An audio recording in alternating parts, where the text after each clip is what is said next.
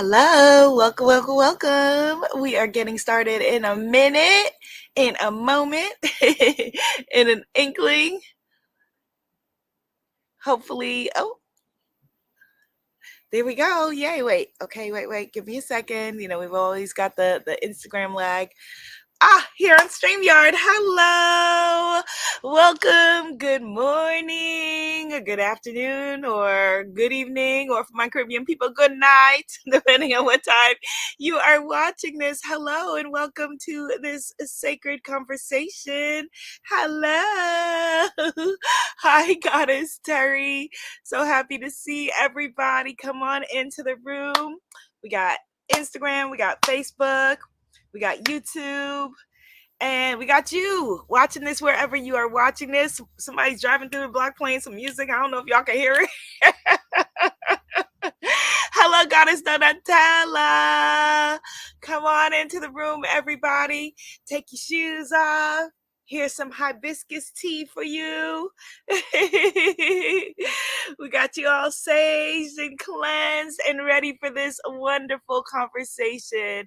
I'm so glad that you are here. I'm excited. Today we are continuing with our free manifesting school based on From Imagination to Reality, Secret Manifestation Lessons, and the Law of Assumption from Abdullah Master Alchemist. We got Goddess Cookie is in the house. We got Jamaican Douglas in the house. We got Double D Fun is in the house. I love it. Yay! She says it's her first time catching a live. Yay, yay, yay, yay, yay. Welcome. And my week is really beginning because I had yesterday, my little was home because they had, I call it, I guess, teacher training day at her daycare. So daycare was closed. So she's back today. Yay! Oh my goodness, it's Black Dove from Twitter. Yay! This beautiful goddess who just stepped in the room, Black Dove. I have not connected with you online in what? Like, I don't know, it feels like 10 years or something. She is a part of, well, we together were a part of old school Twitter, right? Right, Black Dove? Old school Twitter, way back in the days. I used to host weekly Twitter, what did I call them? Gratitude gasms or thank you gasms, something, I forget, whatever they were called. On Thursday was like a grateful palooza where we'd all just say what we're grateful for and all of that. And beautiful goddess, yay, Black Dove, who is in the house, was all a part of that mission and that energy. So glad that you are here. Oh, yay. She says you've changed my life so much. Yeah, you're already in Bora Bora is the main impact. Yes, so that is what we're going to be talking about today. So the chapter that we are focused on today, for people who are teaching, who are learning their way through the book, you don't need the book to follow these lessons. It would be helpful, but you don't need it to follow these lessons. You can follow these lessons at a baseline. But for people who are serious and really want to make a difference and an impact in their lives, get the book, get the audio book, and we'll work from there. So today, this is the chapter we're on, and you can see I've got my notes in here. I'm writing my notes in here. This beautiful manifesting manual is as inspiring to me as it is to you, because it was gifted to me, downloaded to me, and then reading it back, I was like, oh, this is good. So yes, so today we are here on this section, the mystery of the operant power, page 135. Okay, and the lesson we are going to get into is about being the operant power. You are the operant power. That's really what the section or chapter should be named. And what does that mean? So what does that mean when I say you are the operant power? So the phrase comes from Neville Goddard, who was one of Abdullah's students. For those who are just joining, Abdullah was a mystic, an alchemist who lived 100 years ago in New York. He was an Ethiopian mystic, rabbi, teacher of the esoteric, teacher of worldwide spirituality and religion. And he taught manifesting to all of the folks that we are studying manifesting from today. Come from Abdullah somehow. And it is so incredible how deep this Abdullah train runs, even deeper than I thought, is very interesting because in the book, I write about Dr. Reverend IKE. Reverend IKE, who lived in like the 60s, 70s, and maybe even the 80s in New York. And he was the first Black man to be a televangelist. He filled Madison Square Garden, all of that. He was a student of Neville Goddard, who was a student of Abdullah. And what is very interesting that I did not know until just now, literally this morning, something that I was watching, Bob Proctor and Mark Victor Hansen, who are in The Secret. Bob Proctor was a teacher of mine, but Bob Proctor and Mark Victor Hansen, who are in The Secret, were also students of Reverend IKE, who was a student of Abdullah, a student of Neville, who is a student of Abdullah. So it goes back, it goes back, it goes back. It's all connected. Someone type into the comments, it's all connected. It really is. It is all connected, all connected. And I have to share with you that when I originally heard about Reverend IKE, I heard about him, I don't know when, but, years and years ago. And all the stuff that I heard was really like shady and negative about him being, this, I don't know, like in my head, I had a picture of him being like this religious charlatan who was hoodwinking folks and stuff like that. And then when I started to study deeper into this work and his name kept coming up, Reverend IKE's name kept coming up. Somebody says, I love Reverend IKE. Yes, his name kept coming up. And I decided, let me go to the source. I was living in Harlem, lived most of my adult life in Harlem, New York. And I was like, let me ask my neighbors, because he had a church in Harlem for many years.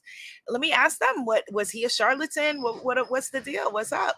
And it's very interesting. They said the total opposite of what I thought. They said, no, he was amazing. And we loved him and we attended his services every chance we got. And he made us feel inspired. And he helped us, find the God in us. He helped us find the healing in us. And that was the key part of his message. That was a switch for them at the time, that, you're not going to find your joy. Don't worry about finding your joy in the sweet hereafter, he would say, find it here on earth. Walk your truth now. Live your joy now. Type into the comments, live your joy now. Somebody needs to see it. Live your joy now. That is what his primary lesson was. And he taught it through saying, thank you. He taught his audience to say, thank you, God in me. Thank you, God in me. And it was amazing when I found him. Like I said, I was amazed, because a lot of the affirmations and things that I was using, and I had never watched any of his stuff, it was identical, some of the things that we were saying. And I mean, that's not by accident, being that I was studying people who studied him or studied or learned from him. But it was very interesting. A lot of the things that were coming to me originally, or I thought, right? A lot of things that were my original thoughts, I thought, mirrored exactly the things that Reverend IKE was saying.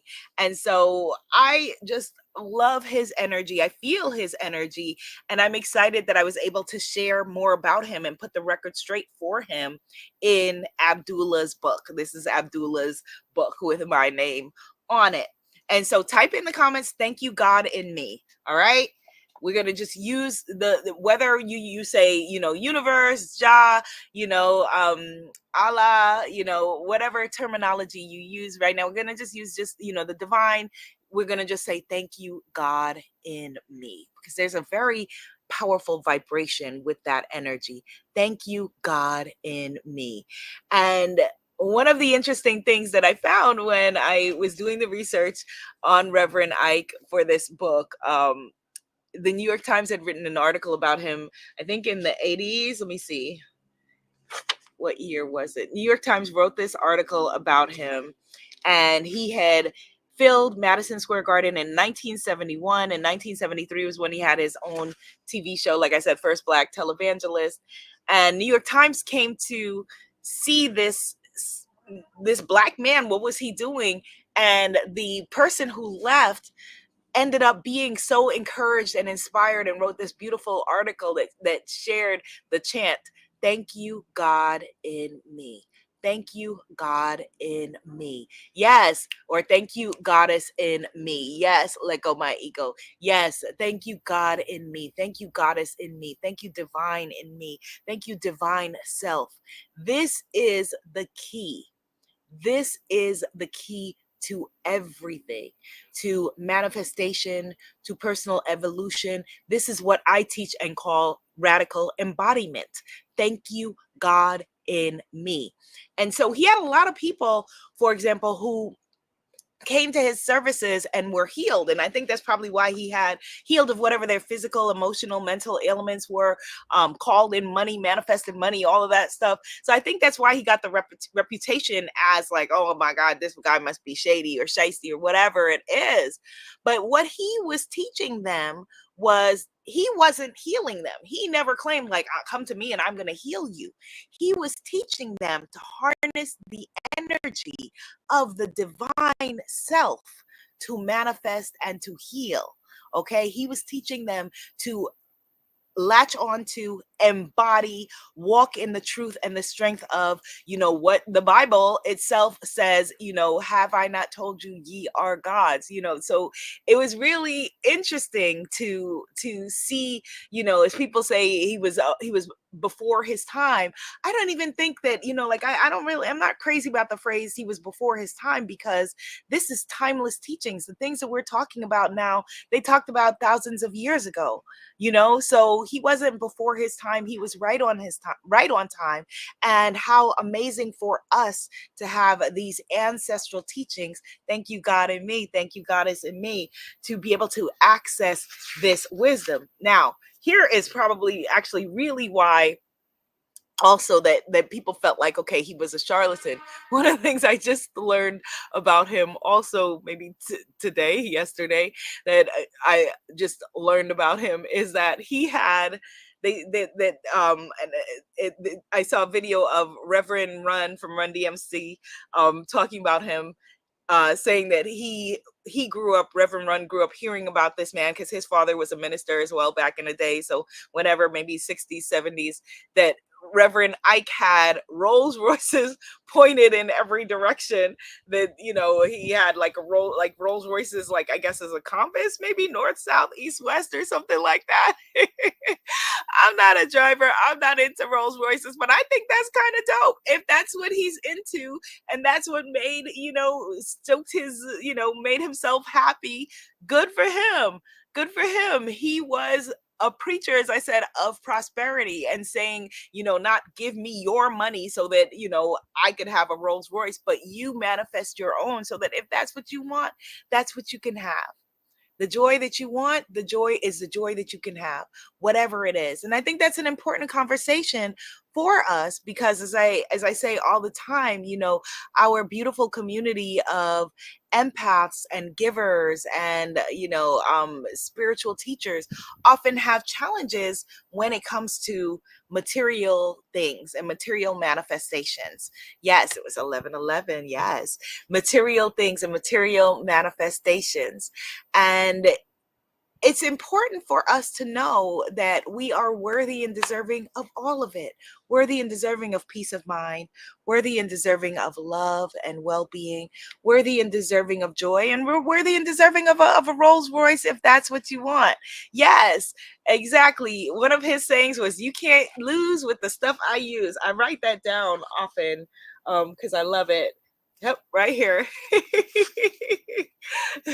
You can't use with the stuff I lose. Yes. The exact journaling techniques and everything that I teach in here, I still do them as I multiply, my life, my love, my health, my wealth, all of the above. Yes, you can't lose with the stuff I use. You can't lose with the stuff I use. And the stuff he uses, he meant, is his God power. So type that in the comments. You can't lose with the stuff I use. So yes, Yoga Bliss Dance, she's saying that her audience would love for us to do a live together. I would love it. Let's make it happen. Let's absolutely make it happen. She said he was stylish and brash. Other ministers were a bit jealous of him back in the day. Grown-ups loved him. I watched him on TV as a kid. That is awesome. I love that. I love that. You can't lose with the stuff I use. Another thing that he would say is, if you can think it up, you can think it down. And what that meant is that when we have thoughts that throw us off of the vibration or the frequency of the things that we want, right? He meant two different things. So I'm going to give you two different meanings.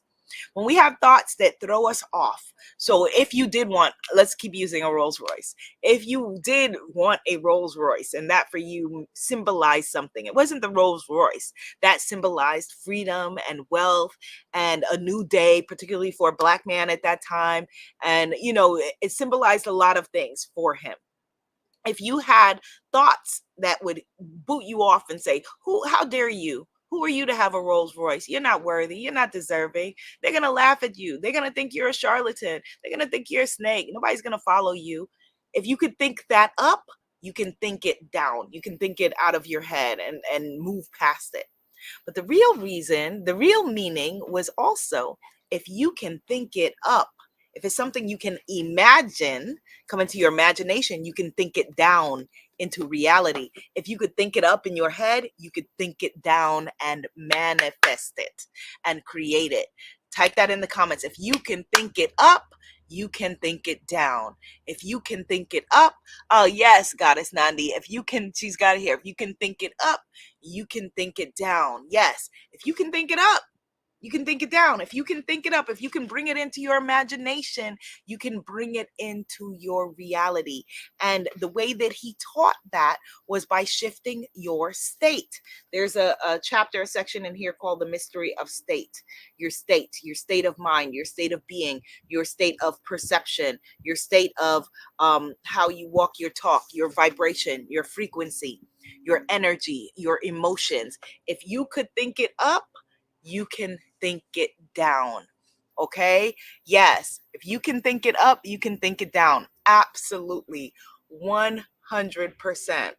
And so I thought that it would be fun to come and share and talk about Reverend Ike and his teachings so that you know that this is not, they use words new age and new thought and all of that. This is ancient stuff. This is ancient wisdom, that has been passed down and passed down and passed down. And whoever, Abdullah downloaded it from, maybe somewhere in Ethiopia, I would assume probably before, he came here to the US. Who knows? It goes back and it goes back and it goes back. And it's important because this is what you were gifted, right? All these things and more that I have done, you can do, someone greater than me said, right? It was gifted to all of us so that you can have your heaven on earth, your life on earth, your joy on earth, your love on earth, your peace of mind on earth, your abundance on earth. And it starts with your state of mind, how you see yourself, your state of heart, how you believe in yourself, your state of being, what you believe to be true about the world. So if you believe in miracles, if you are in believing of miracles, all right, if you believe that you are worthy and deserving of miracles, then you can live and walk and manifest and create the miraculous life you deserve. Okay? As Dr. Wayne Dyer, who was a student of Neville Goddard, who was a student of Abdullah, used to say, be realistic, expect a miracle. So when people say, be realistic, expect a miracle. Yes, I am realistic. I expect miracles. I am realistic. Type that in the comments. I expect miracles. I am realistic. I expect miracles. I am realistic. I expect miracles. Okay, this is our sacred teaching, not just for today, but today and beyond. This is what we're going to be working on in January at the retreat. If you go to my Lionsgate sale that is happening right now at richgoddess.club, you'll find tools to help you to manifest this. Shout out to everybody who got in on the Millionaireess special. That was the day one special of the visualization tracks. Now use them, use the subliminals. These things help you to get into the state to manifest the state, to create the state, to bring about healing and well-being. I am realistic. I expect miracles. I am realistic. I expect miracles. I am realistic. Yes, I expect miracles. Are you receiving this today? Let me know. Yes, we are realistic. We are expecting miracles. Yes, I love how they are all connected. I didn't know. I did deep research and deep research, and did not know until I saw that, oh my gosh, Bob Proctor in this obscure video from the 70s or 80s, and Mark Victor Hansen from The Secret thanking Reverend Ike. It was like a eulogy. It was after he had passed. And it was this video of all of these people thanking him for his life and what he gave to them. And they were in the video with Reverend Al Sharpton and a bunch of other folks, just saying, thank you for teaching me, for seeing me, for, teaching me that God is in me. John Lennon was a student of Reverend Ike. That one I knew. The band Kiss, they were students of Reverend Ike. Muhammad Ali was a student of Reverend Ike. Jesse Jackson, like the list goes on and on and on. And so many luminaries through the ages. These are just the ones that we know of, right? How many we don't know of that we watch on TV or watch in the movies or whatever. They all know this stuff. And now we have access to this stuff. And we are realistic, and we are expecting miracles. We are claiming miracles. We are welcoming in the miracles because we know who we are. Yes, goddesses. So your homework, your mission, should you choose to accept it. Let me just read for y'all real quick. Don't leave yet. Real quick. Let me read the declaration from Operant Power section. And this is page, let me see. Oh, okay. I've got Reverend Ike's affirmative treatments and all of that in here. Yeah, you do need the book. Get the book. Forget what I said before. You don't need the book to do this. Yes, you do. Go get it. All right. I'm going to stop like Reverend Ike. I'm going to stop being humble. This is a wonderful, wonderful, powerful book. There is nothing like it. And it is the best manifesting manual that exists that I know of. Go get it. All right. There we go. All right. Here we go. So here is the Operant Power Decree. That's my Rolls Royce. Picture me rolling. Okay. Here we go. Your Operant Power Decree. I make my life happen. There is no other person in charge of me. Today and every day hereafter, I stand strong in the belief that I am the power in my life. The strength of my spirit and my mind guide me. I am the power in my life. No longer will I surrender my will to the random events and circumstances of the world. Instead, I will shape these events and circumstances with the chisel of my intention, carving out a reality that resonates with my desires. My destiny is not written in the stars, but in my heart, my mind, and the strength of my spirit. Every day, with every breath, I affirm this truth. I am the power in my life. And as the sun sets on each day, I will rest in the knowledge that I have used this power wisely. And so it is. This is page 148. Journal questions. How does knowing you're the operant power change the way you see your past challenges? How can you use this insight to tackle future hurdles differently? What kinds of thoughts, feelings, and beliefs would align your inner world with your dream reality? We are the operant power, and it is all connected. We are all connected. I love you like cook food. Go to richgoddess.club, see what's there for you. And I will see you tomorrow at 11 a.m. Eastern Standard Time right here. Bye, y'all. Yes. Thank you, God in me. Thank you, Goddess in me. I say, yes.